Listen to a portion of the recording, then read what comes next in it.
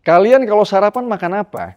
Nasi 3 gunung, roti selai, sereal, ketoprak.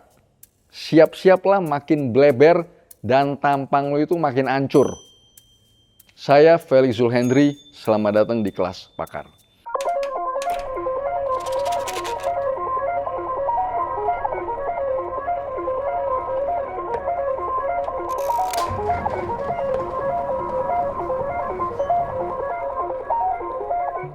Jadi mari kita ngomong soal konsumsi gula ya di Indonesia itu, gula dan karbohidrat. Ini satu hal yang teman-teman harus tahu, ini data gue ngambil dari Statista.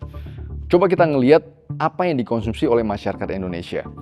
Masyarakat Indonesia itu konsumsi per kapita per tahun, artinya per orang per tahun, itu 120 kilo beras. Kita itu konsumsi tepung terigu, padahal Indonesia itu nggak produksi gandum ya. Kita impor itu tepung terigu dan kita konsumsi, itu 30 kilo per orang per tahun. Kita konsumsi gula tambahan, itu gula pasir yang kita masukin ke dalam minumannya kita, itu 30 kilo per orang per tahun. Jadi kita konsumsi karbohidrat dan gula itu 180 kilo per orang per tahun. Kita itu konsumsi daging-dagingan, ayam, telur, dan daging sapi, itu cuma 10 kilo per orang per tahun. Jadi coba teman-teman bayangin, kita konsumsi karbohidrat dan gula-gulaan 18 kali lebih tinggi daripada kita konsumsi protein. Teman-teman harus tahu, kan ada nih satu statement yang gue pernah dengar. Dia bilang begini, ada satu nakes ngomongnya begini, apapun yang kita konsumsi akan menjadi gula di dalam badannya kita. Tidak, tergantung dari apa yang kita konsumsi. Contoh, karbohidrat itu apa? Jadi kalau teman-teman yang tadi gue ngomong itu adalah nasi dan tepung terigu ya. Itu adalah ada kandungan yang namanya zat pati, starch. Starch itu adalah rantai gula. Itu adalah rantai glukosa. Jadi kalau kita makan nasi, makan mie instan, makan roti, ubi, kentang, singkong, sereal, lontong, ketoprak, yang begitu-begitu, yang tepung-tepungan semua, ya itulah akan menjadi gula di dalam badannya kita. Karena itu adalah rantai gula. Nah, begitu teman ngelihat, terus kita bandingkan juga apa yang kita konsumsi sebagai masyarakat Indonesia. Kita ngelihat data-data diabetes dan obesitasnya kita. Teman-teman akan bisa ketemu bahwa inilah kemungkinan besar permasalahan masyarakat kita. Ini ada satu berita yang gua baca minggu lalu di satu kabupaten di Bali. Mereka itu cuma random check aja. Mereka cuma random check di anak-anak remaja. Itu hitungannya adalah 1 dari 4 anak remaja kita antara diabetes, pre-diabetes. Jadi coba bayangin ya, 25% anak-anak remajanya kita itu pre-diabetes dan diabetes. Kenapa? Apa yang mereka konsumsi? Ya kita bisa bayangin, ya itu semua minuman-minuman manis, gula, roti-rotian, snack, yang kita semua ke minimarket itu, semua adalah isinya adalah rantai gula dan gula dalam berbagai macam bentuk dan rasa. Itu di anak-anak remaja, 25%. Coba kita bayangin ke orang-orang dewasa. Di anak remaja aja udah 25%. Jadi kalau bagi gua tebak di orang dewasanya kita, kalau seandainya gue bilang itu 50%, bagi gue itu masuk akal. Karena itu ekstrapolasi ya. Di remaja kita aja 25%, apalagi di orang dewasa. Makanya gue bilang, makanya wajar BPJS kita bangkrut. Wajar. Makanya kalau kita ngelihat kemarin kalau teman-teman ngelihat data-data BPJS itu ya, non-communicable diseases, artinya itu adalah penyakit-penyakit kronis yang berhubungan dengan pola makan dan pola hidupnya kita. Itulah yang membebani nomor 1. Bukan cuma dari BPJS, karena gue udah ngelihat di kehidupan gue sehari-hari juga. Coba teman-teman ngelihat di keluarganya teman-teman atau di relatif ya teman-teman ya, ngelihat berapa banyak orang-orang itu yang kena contohnya diabetes, obesitas, hipertensi, dan berapa banyak yang mereka itu keluarin duitnya mereka untuk mengobati itu. Untuk ke dokter spesialis, ke rumah sakit, cek ini, cek sana, lab ini, lab sana, segala macam. Jadi produktivitas kita sebagai suatu bangsa betul-betul tertekan sekali karena kesehatan kita itu yang tidak optimal. Dan itu sangat-sangat berhubungan sekali dengan apa yang kita konsumsi ke dalam badannya kita. Dan yang teman-teman harus sadar bahwa banyak sekali studi ya. Kenapa kita itu demen sekali makan nasi? Kenapa kita demen sekali itu makan yang tepung-tepungan, yang manis-manis, roti dan segala macam. Bahkan gue pernah ngomong, bahkan pada saat gue TikTok live atau Instagram live ya, ada yang nanya, kenapa ya Pak ya, kenapa gue itu susah sekali menghindari makanan-makanan seperti itu? Kenapa di depan gue begitu ada mie instan aja, atau di depan gue itu ada roti, di depan gue itu ada ketoprak, ada lontong, ada segala macam, ada ubi rebus, kentang rebus gitu-gitu. Gue sekarang tidak bisa menghindari makanan seperti ini. Rasanya gue pengen makan terus. Kenapa? Karena wajar, sugar is addictive. Lu ngerti gak? Gula itu ada komponen adiksinya di situ. Kalau teman-teman makin sering teman-teman konsumsi, you're addicted to sugars. Lu itu sangat-sangat bisa kecanduan sekali dengan gula ya. Kenapa? Karena gula itu menarik dia. Begitu kita konsumsi gula, your blood sugar itu naik, itu ada hubungan sekali dengan dopamine release. Ada berhubungan sekali dengan apa? Otak kita tuh keluarin dopamin dan segala macam ya, yang berhubungan dengan rasa happy. Makanya kalau teman-teman ngelihat teman-teman yang kecanduan dengan rasa manis dan lu orang itu yang demen sekali cake lah, roti dan segala macam. Begitu lu konsumsi itu, lu seneng gitu loh. Kayak ada sesuatu yang I feel happy. Kenapa? Ya itulah komponen addiction itu di situ. Jadi apa yang harus kita lakukan? Pelan-pelan lah detox dari makanan-makanan seperti itu. You gotta stay away from that. Gimana caranya? Teman-teman harus naikin konsumsi makanan yang selalu dibilang jangan dikonsumsi. Apa itu? Telur, daging merah. Nah, makanan-makanan protein hewani yang ada lemak hewaninya di situ, itulah yang akan membantu teman-teman untuk menghindar dari makanan-makanan yang seperti ini, yang bikin teman-teman itu kecanduan. Kenapa? Karena protein dan lemak, dia itu men-trigger hormon-hormon satiety, artinya itu hormon-hormon yang membuat kita kenyang, berbeda mekanismenya dibanding dengan gula. Kalau teman-teman makan protein hewani dan lemak hewani, yang keluar itu adalah contoh cholecystokinin, peptide YY. Itu adalah hormon-hormon yang dikeluarkan dari otaknya kita, yang membuat kita itu kenyang lebih lama, dan kita itu lebih enek. Jadi makanya kalau teman-teman ngeliat, kalau kita makan telur yang banyak, lu itu selalu komplain, gua enek. Why? Itulah salah satu mekanisme badannya kita untuk kasih tahu bahwa lu udah cukup makan, men. Lu jangan makan lagi yang gitu-gitu. Karena protein dan lemak men-trigger sesuatu yang berbeda. Berbeda dengan gula. Gula itu gimana sistem membuat lu kenyang? Gula itu simple. Begitu gula darah naik, insulin itu ikut naik. Oke, karena badan kita tuh gak demen gula darah itu naik.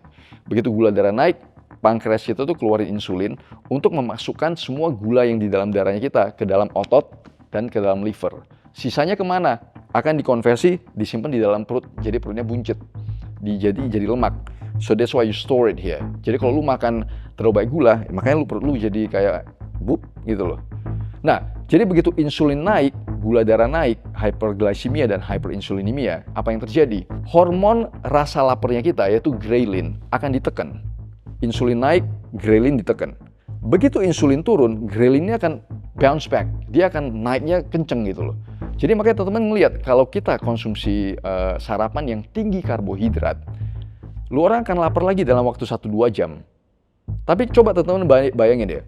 Ini bandingin, ini pengalaman gue. Kalau gue makan 3 telur bebek di sarapan, gue itu gak bakalan lapar itu sampai jam 1, jam 2 siang, men. Kalau gue makan 3 telur bebek, ya karena berbeda sistem metabolisme badan kita itu dalam merespon gula, lemak, dan protein. Tapi kalau gue makan, contoh gue makan nasi goreng, 3 gunung itu nasi goreng, gue cuma akan bertahan kenyangnya doang, itu paling 1-2 jam. Gue jam 9, jam 10 gue udah harus makan lagi. Yaitu karena gula darah naik, crash, ghrelin naik lagi, bounce back. And then you feel hungry all the time. Makanya teman-teman itu rasa lapar terus. Kenapa gue menjadi manusia itu yang, tanda kutip, gue selalu bilang, kita jangan menjadi manusia yang memamah biak. Jadi lu sarapan jam 7, jam 8. Tiba-tiba jam 9, jam 10, lu ketemu orang atau meeting, lu harus makan lagi. Jam 12 lu makan lagi. Jam 2 lu makan lagi. Jam 5 makan.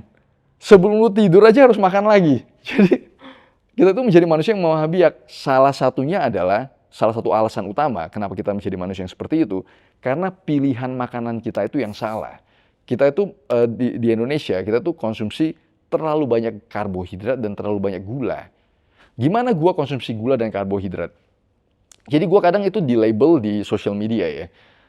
sama teman-teman yang lain, gue itu anti gula dan anti karbohidrat. No, gue bukan orang itu yang anti gula dan anti karbohidrat. Gue makan nasi, karbohidrat pilihan gue itu simple, nasi kentang, paling 2 itu doang. Dan gue konsumsi karbohidrat gue sesuai dengan kebutuhan aktivitas fisiknya gue.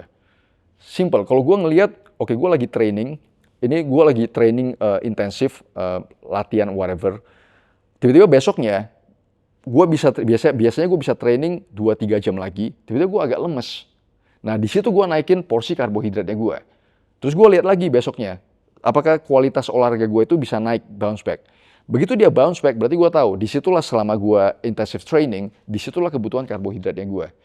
Tapi kalau seandainya gue lagi sibuk ngerjain sesuatu yang aktivitas fisik gue nggak seintens pada saat gue training, ya gue akan turunin konsumsi karbohidrat gue akan naikin konsumsi protein dan serat dan yang lain. Dan yang gue perhatiin adalah ini, perutnya gue. Setiap gue bangun pagi, gue selalu ngeliat ke samping, gue selalu berkaca, gue buang nafas gue, apakah perut gue buncit? Nah, begitu ada kebuncitan sedikit, gue langsung tahu. Nah, ini gue dalam beberapa hari yang lalu ini gue pasti makan gulanya terlalu banyak, karbohidrat gue terlalu banyak. Langsung gue slow down on my carbs, gue langsung hilangin mungkin 1-2 hari carbs gue. Besok dalam 2-3 hari gue akan ngecek lagi. Nah, perut gue udah mulai rata. So that's it. Jadi disitulah intinya adalah sebenarnya kita itu memanage sugar dan karbohidrat. Karena itulah yang paling menurut gue itu ya di Indonesia. Sekarang kita hidup di lingkungan yang menurut gue itu rada ekstrim. Jadi kita harus mengambil extreme decision. Coba teman-teman simple. Coba kita ke minimarket. 95% sampai 99% isinya adalah gula, men. Jadi kita tuh hidup di lingkungan yang ekstrim. Jadi kita harus bisa mengambil keputusan yang rada-rada ekstrim. Jadi you gotta manage your carbohydrate and sugar. Karena karbohidrat dan gula, kemanapun kita pergi, apapun yang kita makan, selalu ada komponen itu. Jadi kita tidak mungkin kekurangan komponen gula dan karbohidrat. Kita justru kekurangan komponen protein dan yang lemak, dan yang penting itu loh. Oke, jadi gitulah gue memanage gimana caranya kita itu bisa jaga kebutuhan gula kita. Ya kita jangan overconsume, tapi kondisi metabol kita itu oke. You gotta manage your carbohydrate and sugar. Nah, jadi satu yang sering gue denger juga adalah ya tadi ya FOMO itu ya. Jadi kan kita selalu ngomong anak-anak muda sekarang ya, mumpung masih muda, kita hajar aja semua makanan-makanan seperti itu. Ini gue lagi kolaborasi dengan salah satu dokter di Fakultas Kedokteran Universitas Sumatera Utara.